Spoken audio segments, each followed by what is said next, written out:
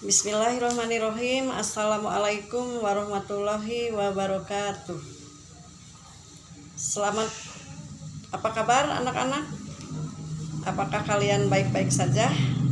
Ya, semoga kalian dalam keadaan sehat, tidak kurang sesuatu apapun, walaupun kita masih dalam keadaan tidak normal atau masih dalam keadaan pandemi, di mana banyaknya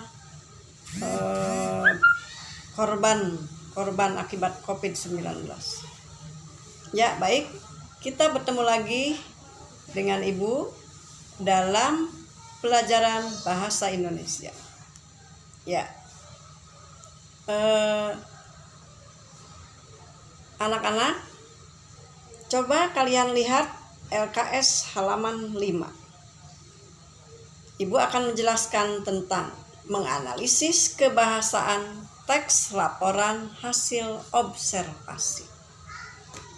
Ya, kalian sudah tahu sebelumnya Ibu pernah menjelaskan bahwa teks laporan observasi itu dibentuk dengan adanya struktur. Strukturnya yaitu diawali dengan definisi umum, kemudian diikuti oleh deskripsi bagian dan ditutup dengan deskripsi manfaat. Di definisi umum biasanya menyampaikan hal-hal yang umum tentang objek atau topik yang dibahas. Dan di deskripsi bagian adalah menyampaikan hal-hal yang lebih rinci atau bagian-bagian atau menjelaskan tentang bagian-bagian. Hal-hal tentang topik yang dibahas. Dan yang ketiga adalah deskripsi manfaat. Menyampaikan manfaatnya apa dari apa yang disampaikan. Nah, itu adalah struktur teks hasil observasi. Selanjutnya, Ibu mau menjelaskan tentang unsur kebahasaan dalam teks hasil observasi.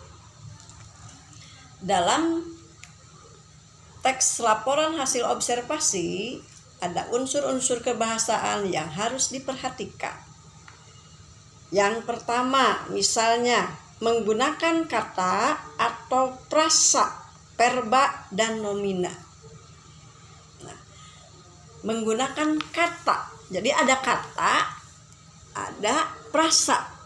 Nah, kalau kata itu adalah kata yang dianggap merupakan yang bisa berdiri sendiri. Misalnya kata jalan. Tapi kalau frasa ada lagi istilah jalan kaki. Nah, itu kalau jalan kaki itu termasuk frasa. Frasa apa? Frasa verba. Verba itu apa? Kata kerja. Frasa verba.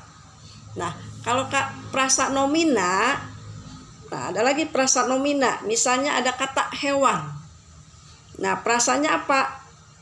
Kuda liar. Nah, itu sebagai frasa. Kata itu banyak. Bisa kata. Yang penting terdiri dari kata yang kata kerja atau kata benda.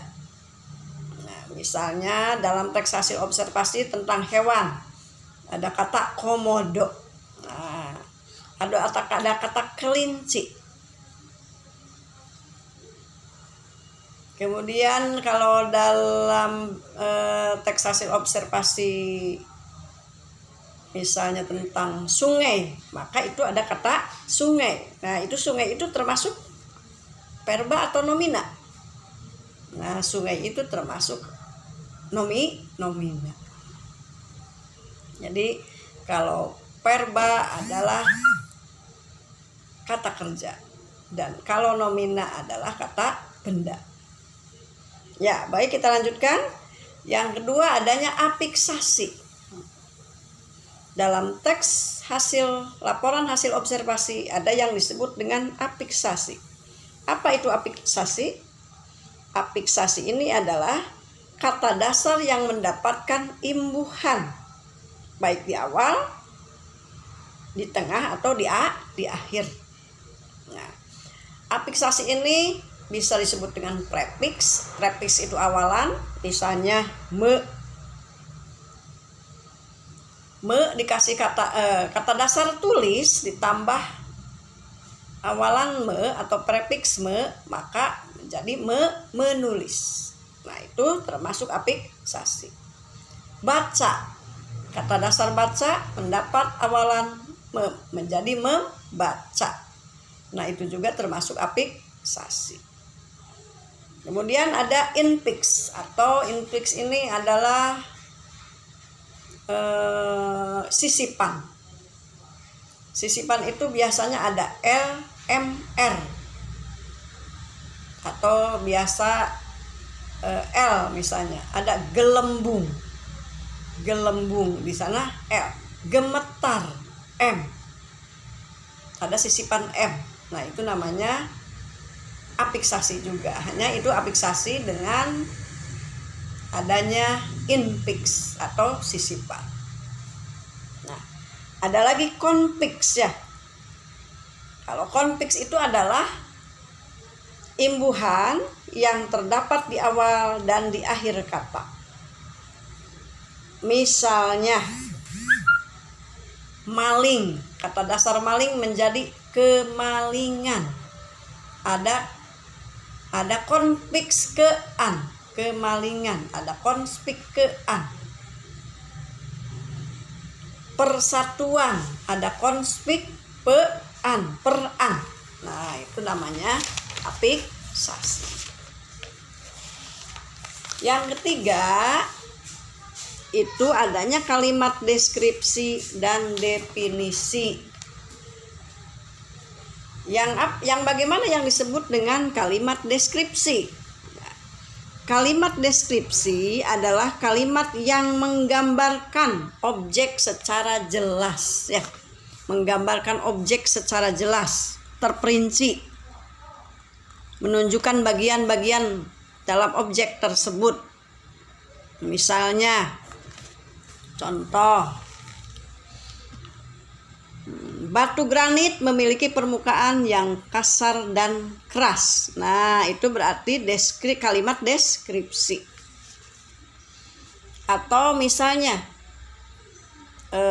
kucing termasuk binatang karnivora. Dijelaskan karnivora itu apa? Bisa pemakan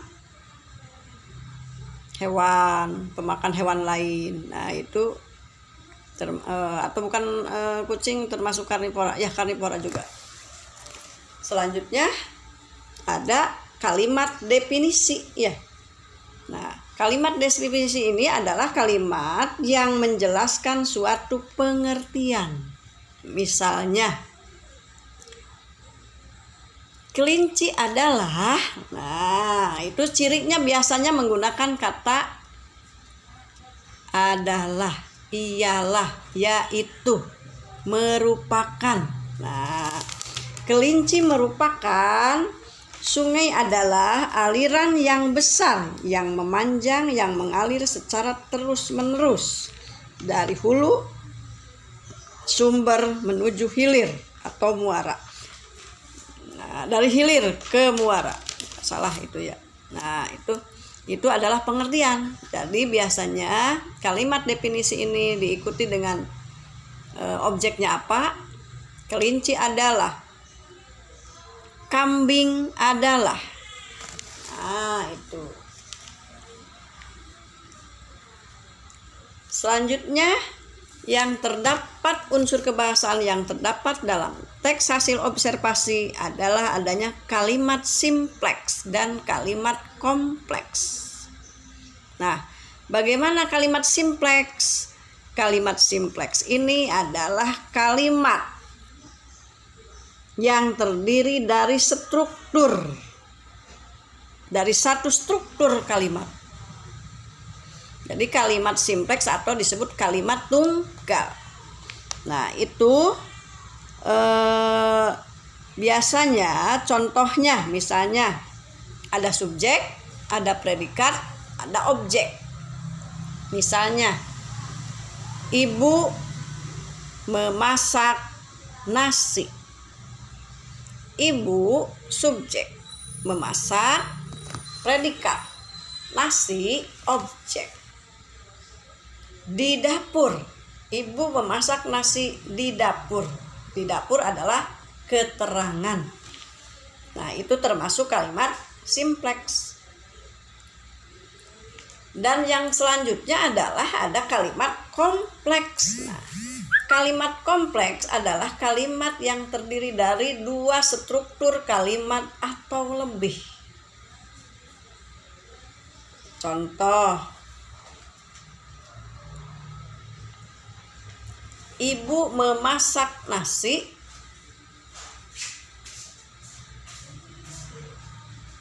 dan ayah membaca koran. Nah, itu terdiri dari dua struktur kalimat. Atau ibu memasak nasi dan ayah membaca koran. Itu berarti terdiri dua struktur kalimat. Atau misalnya, Andi makan roti. Andi makan roti dan pisang di kantin sekolah. Andi makan roti dan pisang di kantin sekolah. Itu terdiri dari dua struktur kalimat. Nah, yang namanya dua struktur kalimat itu berarti bisa dipisahkan. Dengan pertama, Andi makan roti di kantin sekolah. Dan yang kedua, Andi makan pisang di kantin sekolah. Maka disatukan. Andi makan roti dan pisang di kantin sekolah. Nah, itu namanya kalimat kompleks. Nah, selanjutnya ciri kebahasan yang lain adalah menggunakan kalimat definisi dan deskripsi. Ya, sudah tadi ada contohnya. Biasanya kalimat definisi itu merujuk pengertian dari berbagai sumber, misalnya sumbernya dari buku apa, halaman berapa. Nah, itu harus merujuk ya. Jadi harus benar-benar berdasarkan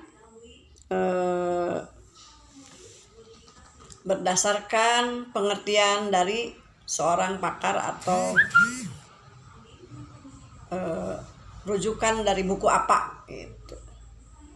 Nah, jadi itu adalah kebahasaan atau unsur-unsur kebahasaan yang ada dalam teks hasil observasi.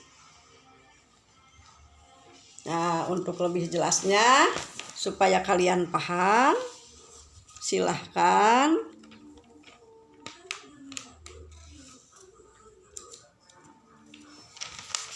kalian kalian coba cari teks hasil observasi atau yang sudah kalian tulis, kemudian dianalisis struktur teks hasil observasinya. Apakah dalam teks tersebut ada kalimat deskripsi, ada kalimat definisi, apakah ada verba nomina, ada verba, ada nomina, kemudian apakah ada apa lagi ya, lupa.